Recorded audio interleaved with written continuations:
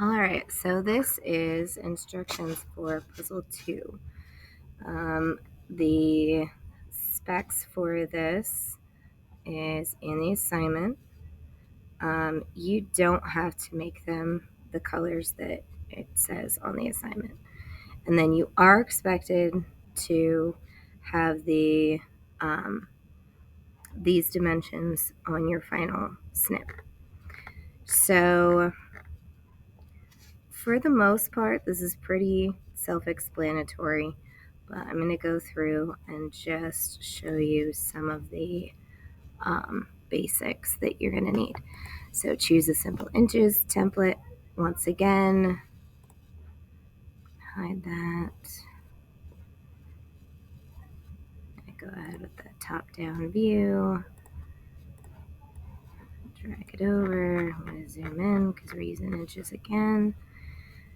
And I'm going to go ahead and do my it's, let's see, half an inch by 1 inch by half an inch by 1. And then we're going to extrude that up 4 inches. Okay, I'm going to choose a color for these. And then I'm going to right click on it and make it a group. Okay, this makes it much easier to work with, and you're not going to be as likely to make mistakes. So we're going to make copies of this. So we're going to do Control, tap your left mouse button, lift up, and copy. Control, tap your left mouse button, lift up, which makes a copy. Control, tap your left mouse button, lift up, and you make a copy. All right, so now let's look at the other specs that you have. I'm going to go ahead and save this as puzzle 2. Save it in OneDrive.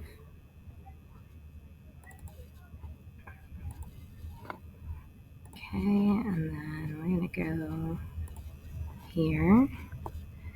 And each of the holes, we need 2 of these plates. All right, each of the holes are half an inch across, they're 1 inch long.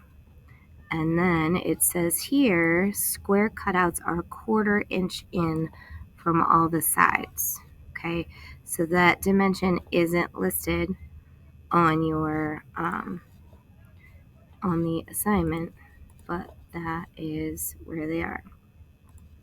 And then the sides are 3.5 by 4.5. So we're gonna go to SketchUp, get our drawing tool. We're gonna go, make sure it's red, 3.5, green, 4.5, red, 3.5, connect them. All right, so now I'm gonna grab my tape measure tool and I'm gonna come in 1/4 of an inch from each of the sides. Oh, I didn't tell it where to go there. Okay. Okay, so I'm gonna come in 1/4, 1/4. Okay, this gives me that 1/4 inch border from each side. Now each of these has to fit into a slot, and so that's going to be half an inch wide. Okay, so we can make both of these half an inch wide. They're 1 inch long. So now we have guidelines that show us where to draw our lines.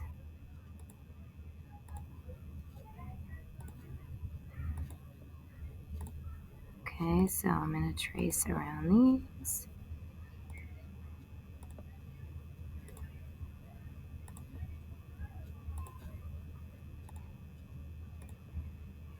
making sure I'm going to each of the endpoints. All right, and then if we take a look at our picture here with our guidelines, it's supposed to be 1/4 of an inch thick. So we're going to get our push-pull tool. We're going to grab this center area. So I went ahead and I drew those before I extruded it. So you don't want to make it 3D before you have those cutouts, because otherwise your cutouts are going to be there's going to be empty space instead of walls here on the sides. All right, so I'm going to delete each of these spaces. And now I can delete my guidelines. I'm going to select everything. I'm going to pick a new color. And I'm going to right click on it. I'm going to make it a group. And then I'm going to select it, Control, tap my left mouse button. Oops, I got to have the move tool. Control, tap my left mouse button, and then move.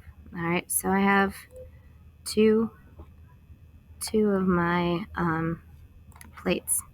Now, the last piece that you need is this pyramid top. All right, it's 3.5 by 4.5, so it's the same base that you had earlier. And so we're gonna do red 3.5, green 4.5, 3.5, and then we're gonna close the figure. Now we're gonna take our guidelines and we're gonna do something we haven't done before.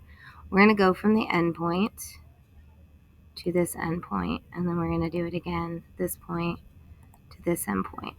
What that does is that finds the center of our rectangle here, because what we're trying to do is we need to make a pyramid and we need to make triangles, but we don't have a triangle tool and all our triangles are leaning in to meet at one point.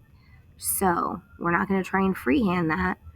We need to take a look and we find out that the pyramid is 2.5 inches from its base straight up. So we're going to go to this intersection and we are going to make sure that this is blue, because the blue line is the blue axis, and we're going to type in 2.5. I'm going to type in 2.5 and press enter. Now I have a guide point that's floating in midair, and I can take my line tool and connect all of my corners, and that's going to make those solid and filled in. All right, so now I can select this. Oops. I can select this whole thing. I'm gonna pick a color, and I'm gonna right click and I'm gonna make it a group. Let's see if when I do that, you see that it makes it a box and not just kind of like with your puzzle pieces. So what we're gonna do is we need to connect these and move these so that they're in, so they fit into the slots. So I'm gonna come down here to this corner and I'm gonna drag the corner over here. Now it's like a magnet, it wants to match up, but what it does is it matches up with the top layer, and we want them to fit into the slots.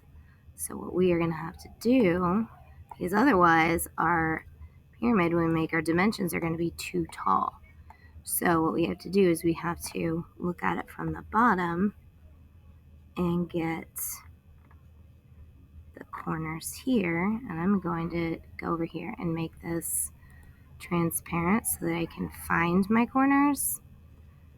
And I'm going to take it with the move tool, and I'm just going to, oops.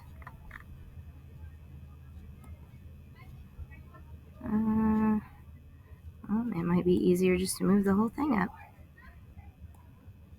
Okay, so I just moved my whole base up, which actually was easier than what I was gonna do. I was gonna pull all of those down, so that was actually easier.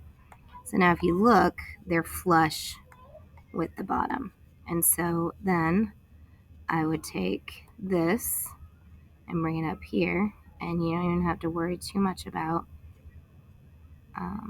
moving it, because if you grab it by one of those endpoints that needs to match up with the top, then it's just gonna go right on there. And then this one comes right up here and put it on there. And then we get our dimensions tool, and the dimensions tool for the top, you're gonna wanna go up to the endpoint at the top, and then you can come down here to the midpoint on the base and bring it out like that. All right, so then you need the top to the bottom, and that's 4 inches, which is the length of one of those, the length of one of the pillars, because we fit them into the slots. Otherwise, it would end up being 4.5, which is not the correct dimension. All right, so that should be all that you need. Let me know if you have any questions.